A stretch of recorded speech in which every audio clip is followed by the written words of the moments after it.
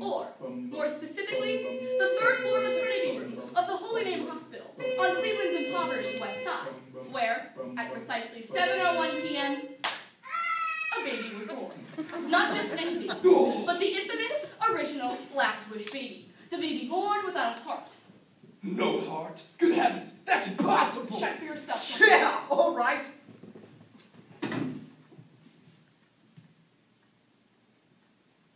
Nothing.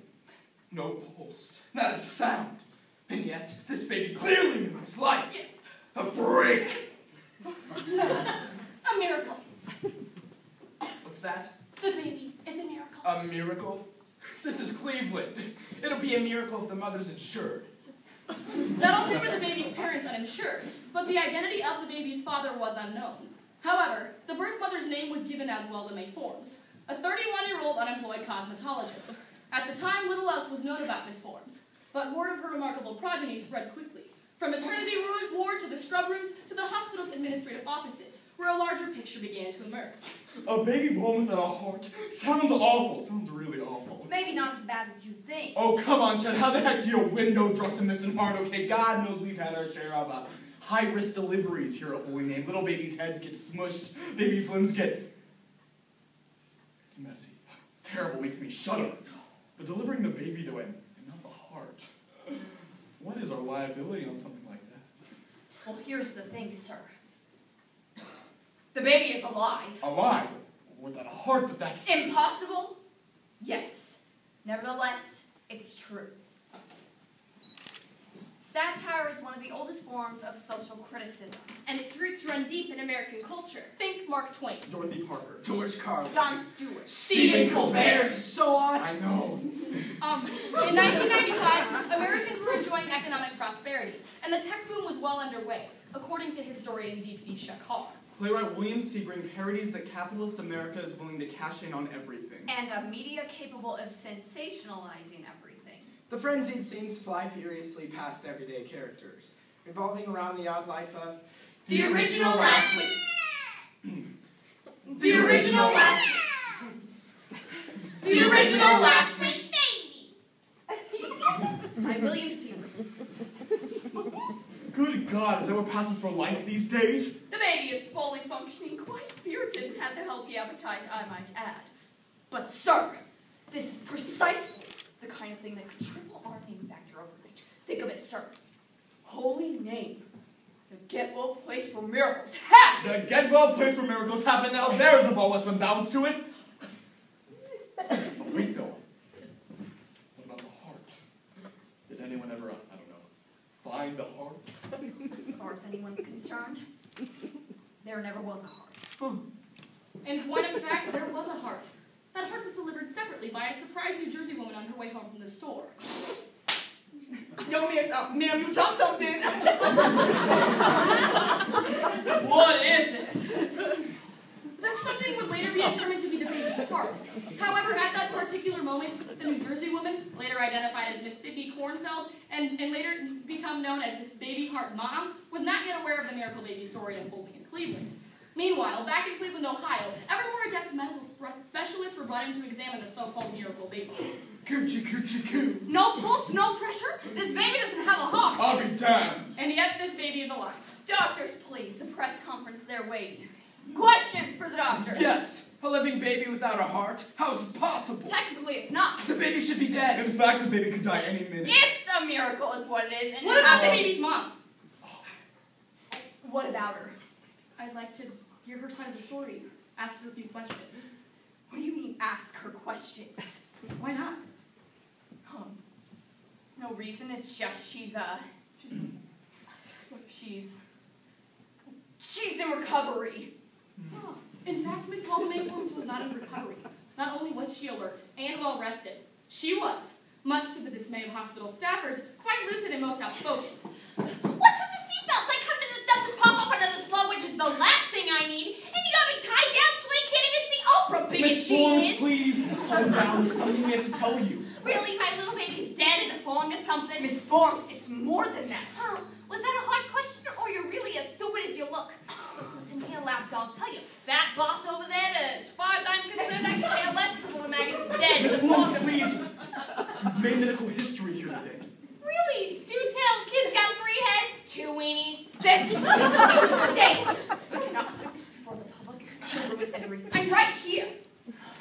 But within the hour, satellite gaming reporters from around the world had descended on Cleveland like a plague, and every last one of them wanted one thing: a baby mom exclusive. Hospital officials acted with both haste and prudence. Oh.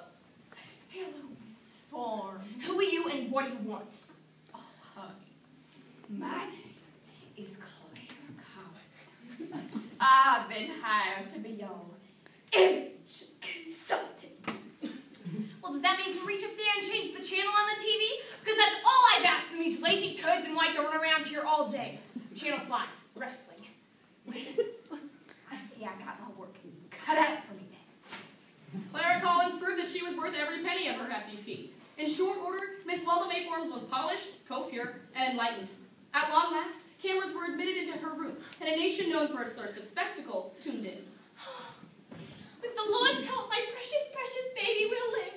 I just wanted to thank all you lovely people out there who have kept my baby in your thoughts and prayers. Bless you all. With that one news bit, the groundswell of public emotion became unquenchable. Overnight, Cleveland's miracle tot became America's most adored critical list baby. Glam Entertainment put forward a most alluring concept. Let's go, girls. Glam, glam, glam, glam, girl, let's up. Okay, everybody, finish that baby mom. What's her name again? Well, the big four. Well, the name Worms, where do you gotta go to get a name like that? Delta. Last stop. Before Zelda. Shut up, Phil. That fell. Okay, whatever. Anyway, every night we'll feature that baby mama. She'll be holding little baby, no heart in her Get arms. to the point. Before the mom leaves, she'll say, "Baby's made his one last wish. Get it? Last wish, baby." The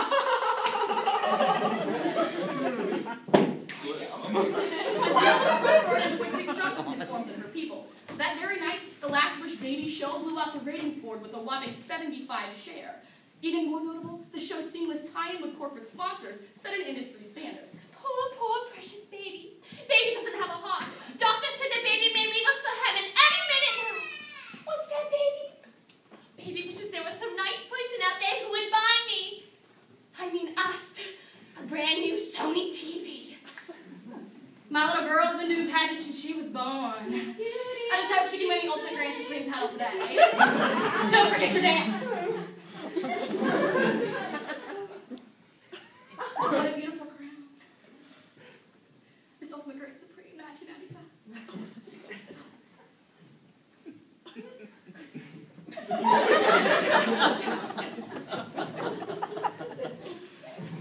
The temperature inside your mouth is approximately 98.6 degrees, but the temperature inside our rigid brush mouth is Much cooler. That's right, folks, the brand new Sony TV could be baby's last wish. Poor baby. So open up that heart God so kindly gave you and call the 1-800 number you see now on your screen. This is big. This is real big. I got the baby's heart. What should I do? Oh, I know. I'm going Howard Stern. Miss Kornfeld's call to the popular radio shock jock was quickly put through, and she revealed that she possessed what she believed to be the Last Wish baby heart. Meanwhile, word of the whereabouts of the newly discovered baby heart spread fast, and a race of sorts was on. EMS crews were first on the scene, but no sooner had they readied the baby heart for shipment to Cleveland when the lawyers arrived. Halt! Court! Order. Motions were made, injunctions issued, larger questions loomed. The battle for the custody of the Last Wish baby had begun. The hearing to determine the rightful custodial parents of the Last Wish baby had barely opened when legal fees threatened to exceed even Miss Welda May Form's recently fatted purse strings. However, with the baby show still posting record ratings, Miss Form saw fit to make full use of her forum. Poor, precious baby. Baby doesn't have a heart. Know why? Because some East Coast floozy's got it and won't give it back to me unless I... What's that, baby? Baby wishes there was some nice pro bono law firm out there that would take baby's rightful mother's custody case. Isn't that what baby wants? Yes, baby's so sweet. I just hope this won't be baby's last wish. Cut commercial! Thank God, take the little maggot. His name's John, actually. I don't care. But no sooner had Miss Welda May Forms and her people retained new legal counsel than a shocking courtroom revelation hit the newsstands. Real Read all about it. The Last Wish Baby Show is a hoax. Read all about it. Unsealed court documents allege that the Last Wish Baby Show baby was not the real Last Wish baby, the baby born without a heart, but rather a 16-year-old unemployed actor with a glandular condition. Americans shudder. Ooh, stop it! Okay, look, it's all my fault. There really is a Last Wish baby. There really is a baby without a heart. I can prove it. I swear I can prove it! Needless to say, Americans were skeptical and demanded that proof. Thus, the following night, the Last Wish Baby Show aired live from Holy Name Hospital's Pediatric Intensive Care Unit. The baby mom ushered the cameras toward the swinging doors which led to the baby's chamber. This way, please be quiet. There he is. Watch it! He's got a gun! I mean a knife! I mean a flamethrower! One deadly dart was all it took for the Last Wish Baby mom. The assailant was identified as Darrell Wayne Chalou, a slope-shouldered itinerant floral designer from nearby Lorain, Ohio, and, purportedly, the man many believed to be the Last Wish Baby's dad. Darrell Wayne Chalou never uttered a single word in his own defense. Rather, he expressed himself through artfully designed floral arrangements. Meanwhile, in another court in another state, the judge for the custody hearing of the Last Wish Baby had reached a verdict. As per the dictates of the Honorable State of New Jersey Court of Domestic Relations, I, Judge Malice C. Wood, and have found as follows. Said infant, her and ever after known as, whatever, the original Last Wish Baby shall be granted ward status of this court, and hereby ordered to be joined with the heart, so be it, so help us God. No effort was made to appeal the judge's decision. Thus, a medical team of the nation's leading cardiovascular surgeons was assembled to carry out the court's wishes, and, with God's blessing, prolonged the baby's life. The operation to implant the heart into the original Last Wish Baby was both a success and a failure. The heart was successfully sutured and continues to pump vigorously. Unfortunately, for reasons we do not fully understand, the baby has ceased all other life-sustaining functions and is in a rapid state of decay. It's not his fault! Suddenly, Americans became embroiled in an entirely new moral debate. When did life end? The question was not at all as simple as it sounded. After all, who can say with any real certainty in this country when life begins? As the Bible so specifically tells us, and I say unto you, brethren, dust to dust! Amen. Amen. With the words dust to dust, the right to extend life movement was born. Also known as anti-funeralists, the movement cannily usurped the image of the Last Wish Baby and made it their own.